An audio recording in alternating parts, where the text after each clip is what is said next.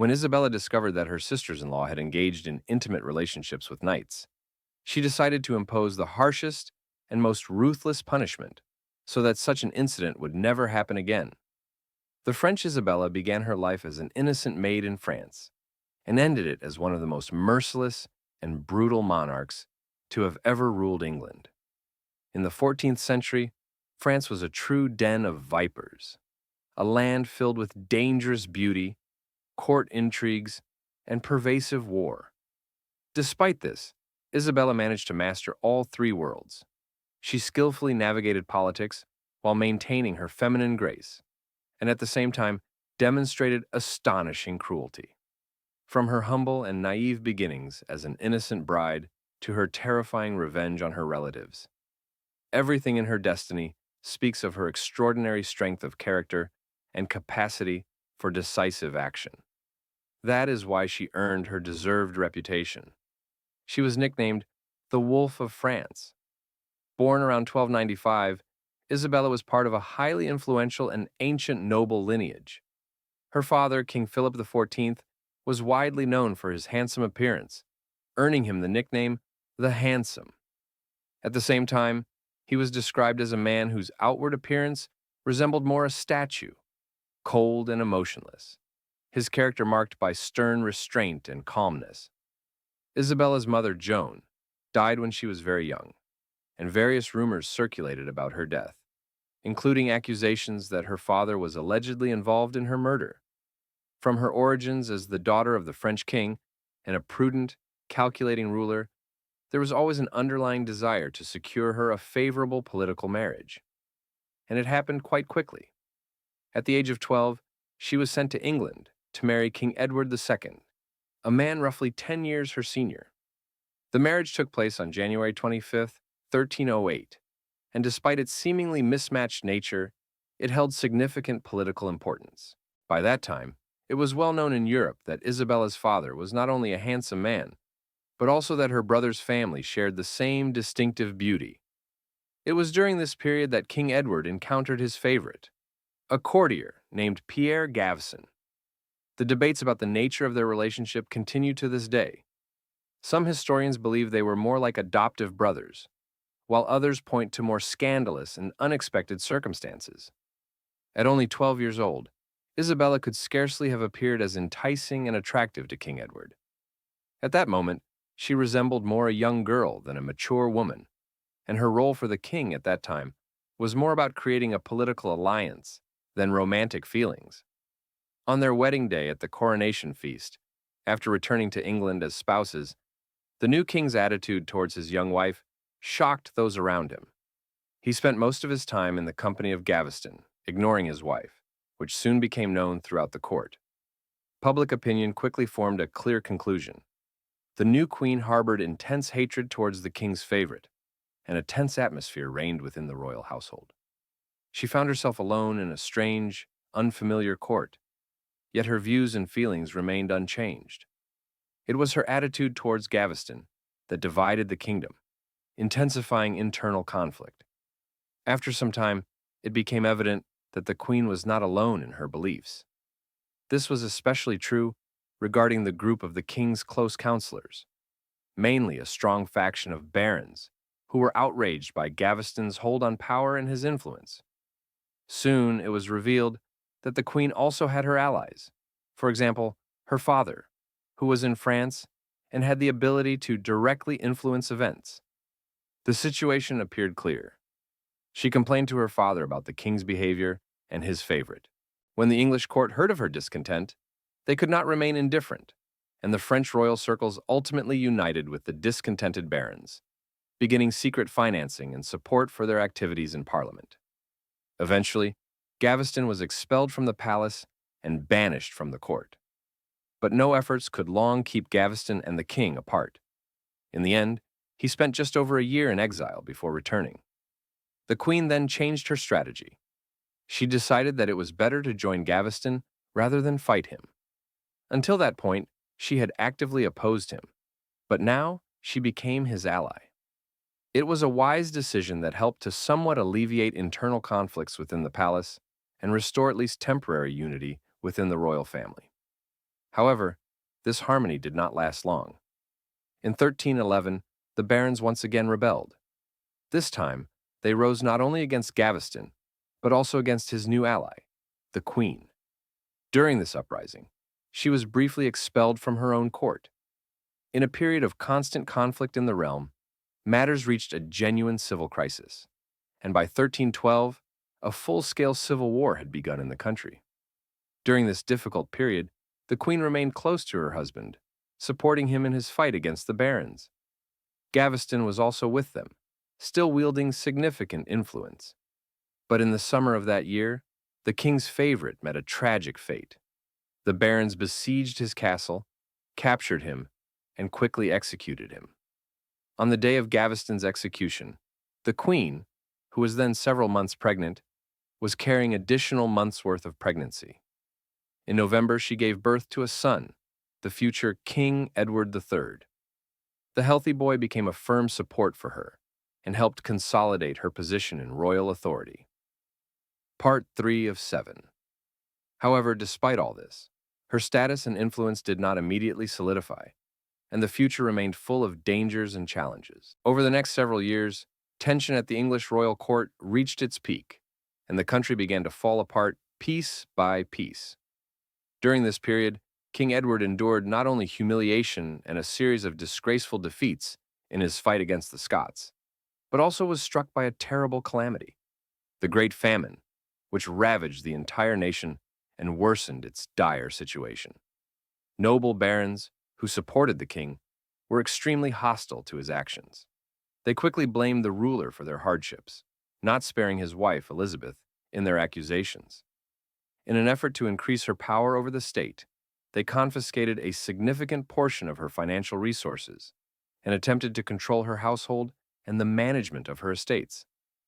Nevertheless, even earlier, she had actively participated in palace politics, and now, as the situation escalated, she seriously began to believe that, since her husband was incapable of governing the country, perhaps she herself could take the reins of power.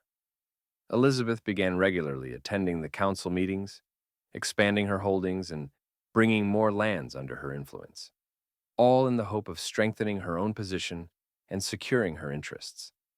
At the same time, her husband Edward found a new favorite, Hugh Despenser the Younger, a man roughly his age, hailing from a family that had long maintained friendly relations with the king, largely thanks to his father, Hugh Despenser the Elder, who was known for his loyalty to Edward and his causes.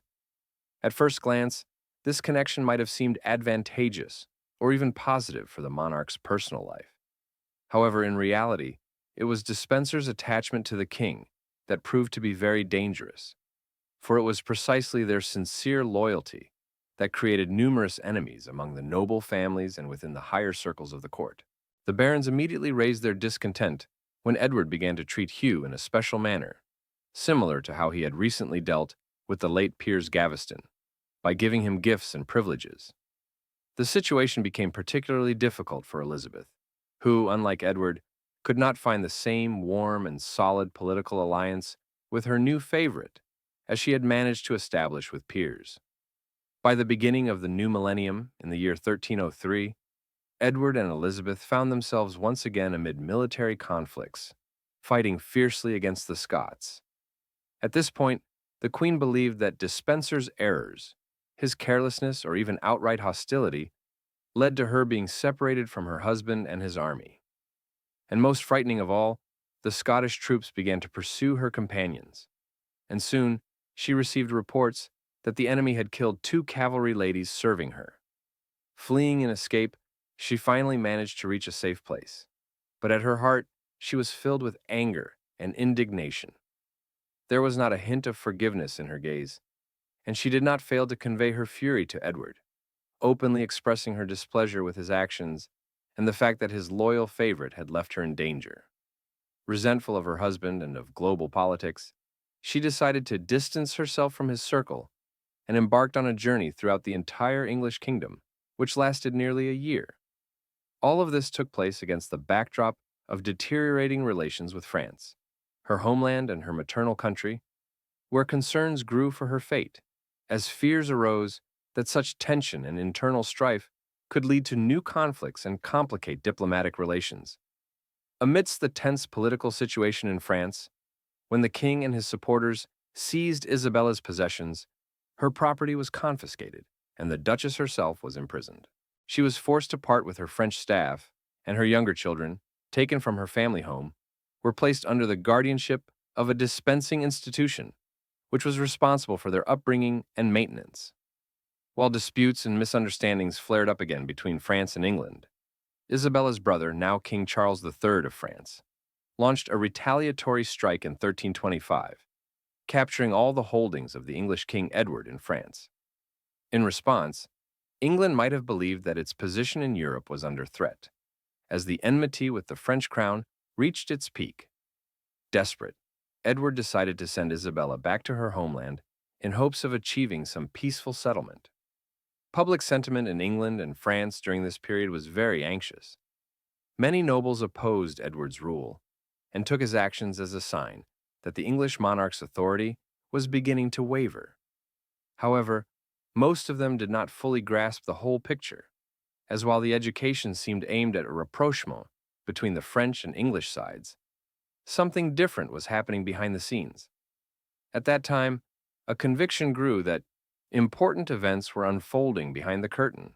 Specifically, there was significant evidence that Isabella had begun to conspire with the English nobleman Roger Mortimer.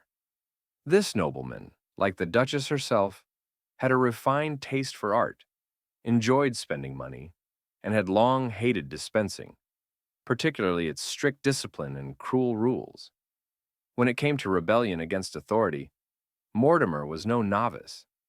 In 1321, he had already participated in the fight against Edward's favorite, Guy, and his wealthy family, as part of the so-called War Against Dispensing. For this, he was imprisoned in the Tower, but later, with the help of friends in high circles, he escaped when his guards were compromised and poisoned at a banquet. When news of Isabella's behavior reached the English king, he began taking measures to regain control of her and to unfold his plans. In the year 1326, Isabella decided to act, gathering discontented and change-hungry nobles over several months. Outraged by her husband's rules, she and Mortimer prepared a capable army, including ships, and set out for England with a plan to overthrow the king. It didn't take long to think or wait. Isabella and Mortimer arrived in the Orville area on the eastern coast of England, and then, gradually gathering support along the way, the local populace joined them.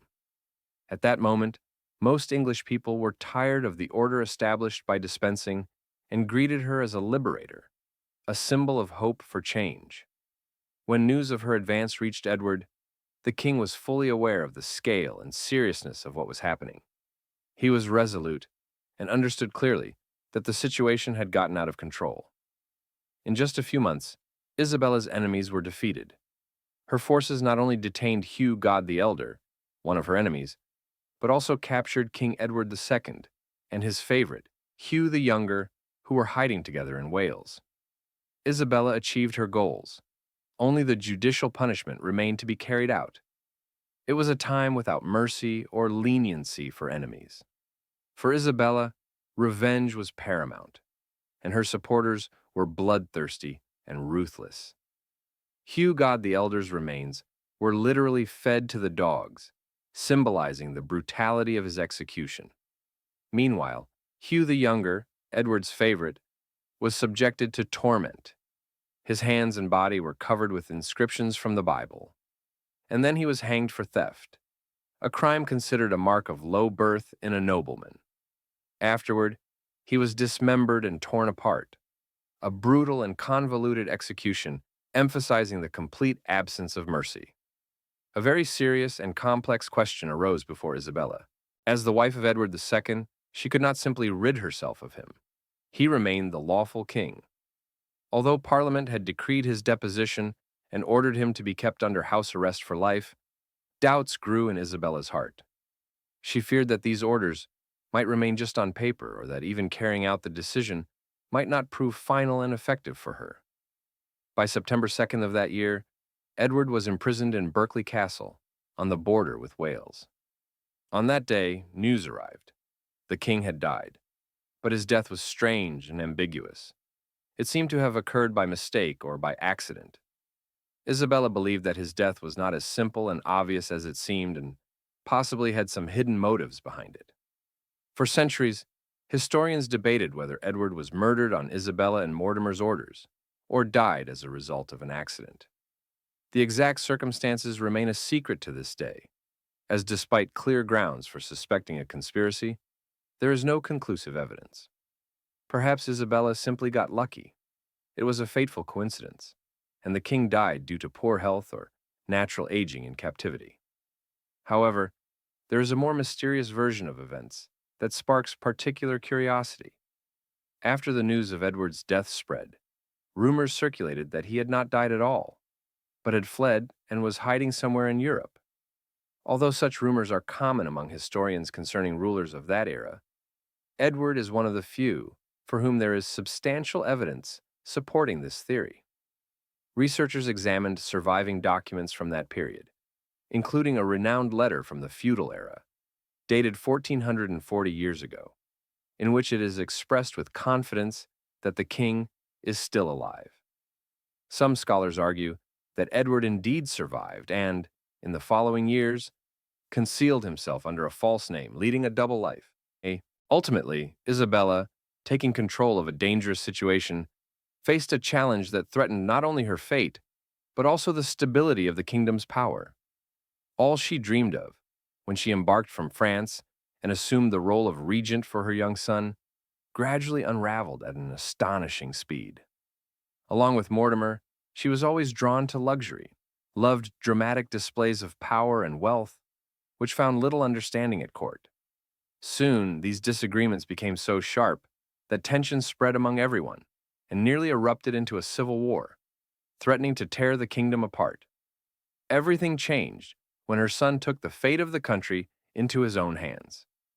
The new king, Edward III, showed frank lack of sympathy for his mother's lifestyle and her lover, Mortimer. He particularly disapproved of the extravagance of the royal expenses and did not respect Mortimer himself. It all reached a dramatic peak just days before Edward celebrated his 18th birthday and officially took the crown. At that moment, he ordered the arrest of Mortimer and his mother, Christina, within Nottingham Castle. When the king's governor and her son were taken away, Christina herself understood what was happening, and even as she was being taken, she pleaded with her son to spare Mortimer's life. But this was in vain. In November, the condemned Mortimer was hanged, and his body was displayed at the execution site for 2 days so the public could witness the final reckoning. As for Christina herself, she managed to survive this ordeal, probably because she was the king's mother. In the end, she received only a severe house arrest at Windsor Castle. But in reality, the harshest punishment was invisible. Her mental state was shattered after Mortimer's death, and she needed time to recover and regain her health. Afterwards, she remained a prominent figure at court and was no different from other noble ladies. She continued to indulge in jewelry and wealth, collecting precious stones and valuables. Later, she took joy in caring for her grandchildren. Following an almost unclouded life, she died quietly at Windsor Castle in her early 60s. In the earlier, brighter days, King Edward II and Christina relied on the support of their relatives in France to strengthen their position. In 1313, they traveled to Paris to meet with their patrons in person and reaffirm their authority, and during this visit she, along with her brother and his wife, received special gifts, embroidered wallets symbolizing their connections and support. After returning to London, Edward and Christina hardly thought about those events until one fateful day caught Isabella just a few months after coming home, when she noticed at the dinner table 2 knights holding specially made bags, hers. This incident shook her to her core, and she made a chilling and icy decision. She realized that her brother's wives were probably secretly involved in romantic relationships with these men. In a world where legitimacy and succession mattered immensely, such rumors were not mere curiosity or gossip. Female infidelity could lead to the collapse of an entire dynasty and escalate political instability. Concerned, Ayla decided to warn her father, and, the next time she saw him, she immediately shared her suspicions. Without hesitation, her words caused a storm. Her father, Count Philip, flew into a rage upon hearing such accusations, and his response was so harsh and unwavering that it sparked a major scandal known in history as the T. Danil affair, named after the place where, according to rumors, wives met with lovers. After investigations revealed the possibility of a romantic rendezvous between the knights and the wives, the French court, relying on the facts and evidence, accused both men and women of treason. The outcome of this campaign was brutal executions. The accused wives were shaved bald and sentenced to life imprisonment. Their husbands, however, faced a special fate. They were tortured and likely executed according to the brutal tradition, being torn apart, or, as it is sometimes called, by methods of drawing and quartering. All of this stemmed from Isabella's keen and attentive eye, capable of noticing even the slightest signs and suspicions that could unravel an entire criminal story. Thank you for following our project, History Unveiled. If you are interested in discovering the most fascinating and little-known facts from the past, keep exploring the material, and new horizons of knowledge will open before you.